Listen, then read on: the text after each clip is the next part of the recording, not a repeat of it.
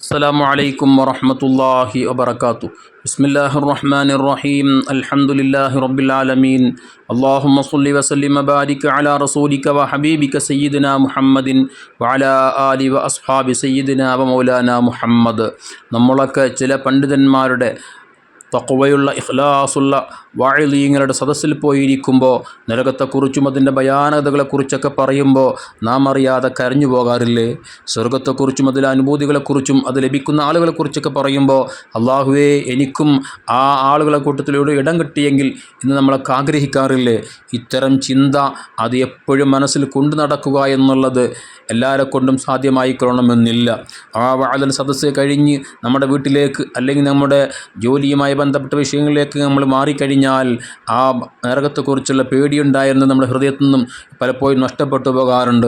സ്വർഗം നേടിയെടുക്കണം, അതിനുവേണ്ടി കഠിനാധ്വാനം ചെയ്യണമെന്നുള്ള ചിന്ത പലപ്പോഴും നമ്മളിൽ നിന്നും നഷ്ടപ്പെട്ടു പോകാറില്ലേ? ഇതേ ഒരവസ്ഥ മഹാന്മാരാകുന്ന സ്വഹാബത്തിന് റളിയല്ലാഹു അൻഹും ഉണ്ടായപ്പോൾ മുത്തുനബി സ്വല്ലല്ലാഹു അലൈഹി വസല്ലമ തങ്ങളോട് പോയി അവർ വേവലാതി പറഞ്ഞത് എങ്ങനെയാണ്? മുത്തുനബിയെ, ഞങ്ങൾക്ക് നിഫാഖ് ഞങ്ങൾ ഹൃദയത്തിൽ കടന്നുകൂടിയിട്ടുണ്ടോ എന്ന് സംശയം വരുന്നു എന്ന രൂപത്തിലായിരുന്നു അവർ റസൂലുള്ളാഹി തങ്ങളെ സമീപിച്ചത്. മഹാനായ ഹൻളലത്ത് ബിൻ റബീഅ റളിയല്ലാഹു തആല അൻഹു മഹാനവർകൾ പറയാ, ഒരു സ്ഥലത്ത് ഇങ്ങനെ ഇരിക്കുമ്പോൾ സയ്യിദുനാ അബൂബക്കർ സിദ്ദീഖ് റളിയല്ലാഹു തആല അൻഹു അദ്ദേഹത്തിൻ്റെ അടുക്കിലൂടെ കടന്നു പോവുകയാണ്. ഹൻളല റളിയല്ലാഹു അൻഹു കരഞ്ഞുകൊണ്ടാണ് അവിടെ ഇരിക്കുന്നത്, ദുഃഖിതനായിക്കൊണ്ടാണ് ഇരിക്കുന്നത്. ചോദിച്ച അബൂബക്കർ സിദ്ദീഖ് റളിയല്ലാഹു തആല അൻഹു, എന്തു പറ്റി നിങ്ങൾക്ക് എന്തത്ര ടെൻഷൻ? മഹാനവരുടെ മറുപടി, ഓ അബൂബക്കർ തങ്ങളെ, നമ്മൾ മുത്തുനബി സ്വല്ലല്ലാഹു അലൈഹി വസല്ലമ തങ്ങളോട് സദസ്സിലിരിക്കുമ്പോൾ അവിടെ നരകത്തെക്കുറിച്ച് നമ്മോട് പറയാറുണ്ട്, സ്വർഗത്തെക്കുറിച്ച് പറയാറുണ്ട്. ഇതൊക്കെ കേൾക്കുമ്പോൾ നമുക്ക് വല്ലാത്ത പേടി മനസ്സിൽ വരാറില്ലേ? ആ ഒരു പേടി നമ്മുടെ ആ സദസ്സിൽ നിന്ന്, മുത്തുനബിയുടെ സദസ്സിൽ നിന്നും പിരിഞ്ഞ് നമ്മുടെ വീട്ടിലേക്ക് ഭാര്യമാരുമായി മക്കളുമായൊക്കെ ഇടപഴകുമ്പോൾ, അതുപോലെ തന്നെ നമ്മുടെ ജീവിതോപാധികൾക്ക് വേണ്ടി നമ്മുടെ ജോലിയുമായി ബന്ധപ്പെട്ട വിഷയങ്ങളിലുമായി ബന്ധപ്പെടുമ്പോൾ ആ ഹൃദയത്തിൽ നിന്നും ആ പേടി നരകത്തെക്കുറിച്ചുള്ള ചിന്ത നഷ്ടപ്പെട്ടു പോകുന്ന സിദ്ദീഖ് തങ്ങളെ, സ്വർഗത്തെക്കുറിച്ചുള്ള ആഗ്രഹം കുറഞ്ഞു പോകുന്ന സിദ്ദീഖ് തങ്ങളെ. ഇതുകൊണ്ടാണ് നാഫഖ ഹൻളല മുനാഫിഖായി പോയി എന്ന് ഞാൻ പറയാനുള്ള കാരണമെന്ന് പറയുമ്പോൾ സിദ്ദീഖ് റളിയല്ലാഹു തആല അൻഹു പറയുന്നു, അതേ ഒരവസ്ഥ എനിക്കും വരുന്നുണ്ട്. നമുക്ക് മുത്തുനബിയോട് പോയി നമ്മുടെ സങ്കടം പറയാം.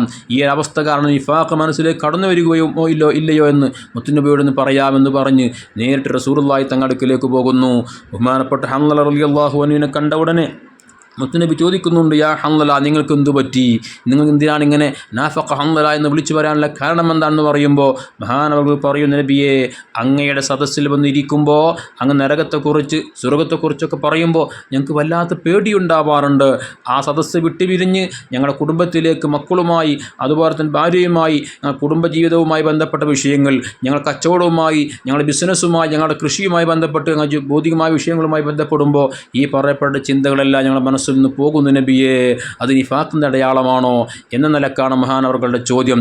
മുത്തുനബി തങ്ങൾ പറയുന്നു, ഓ ഹൻളല, നിങ്ങൾക്കെങ്ങാനും എൻ്റെ സദസ്സിലിരിക്കുമ്പോൾ ഉണ്ടാകുന്ന ആത്മീയമായ ഒരു ചിന്ത, ആ ഒരു തഖ്വ, അത് എല്ലാ സമയത്തും നിങ്ങൾ കൊണ്ട് നടക്കാൻ നിങ്ങൾക്ക് കഴിയായിരുന്നുവെങ്കിൽ മലക്കുകൾ നിങ്ങൾ പോകുന്ന വഴിയിലും നിങ്ങളുടെ സദസ്സുകളിലും, എന്തിനേറെ നിങ്ങൾ കടന്നിറങ്ങുന്ന വിരിപ്പിൽ വരെ വന്നുകൊണ്ട് നിങ്ങൾക്ക് മുസാഫഹത്ത് ചെയ്യുമായിരുന്നു. പക്ഷേ എല്ലാവരെ കൊണ്ടും അങ്ങനെ കൊണ്ടു നടക്കുക എന്നുള്ളത് സാധ്യമല്ലല്ലോ ഹൻളല. അതുകൊണ്ട് ചില സമയത്ത് ഈ തഖ്വയുള്ള അധിഷ്ഠിതമായ ഈ ഒരു ചിന്ത നിങ്ങളുടെ മനസ്സിലേക്ക് കടന്നു വരും. അൽഹംദുലില്ലാഹ്, ഖൈർ തന്നെയാണ്. ചില സമയത്ത് ഭൗതികമായ വിഷയങ്ങളുമായി ബന്ധപ്പെടുമ്പോഴോ ആ നിലക്ക് അവർ സന്തോഷിപ്പിക്കുക എന്നുള്ള ആ നിലക്ക് ഇതിലേക്ക് ചിന്തിക്കുമ്പോൾ അല്പം കുറഞ്ഞുപോയി എന്നുള്ളത് കൊണ്ട് ഒരിക്കലും നിഫാഖ് കടന്നു വരുന്നില്ല. പിന്നെ എന്ത് വേണം? ഈ ഹദീസിൻ്റെ വ്യാഖ്യാനത്തിൽ മഹാന്മാർ പറയുന്നുണ്ട്, ഹറാമായ കാര്യങ്ങളിൽ നിന്ന് വെടിഞ്ഞു നിൽക്കുക.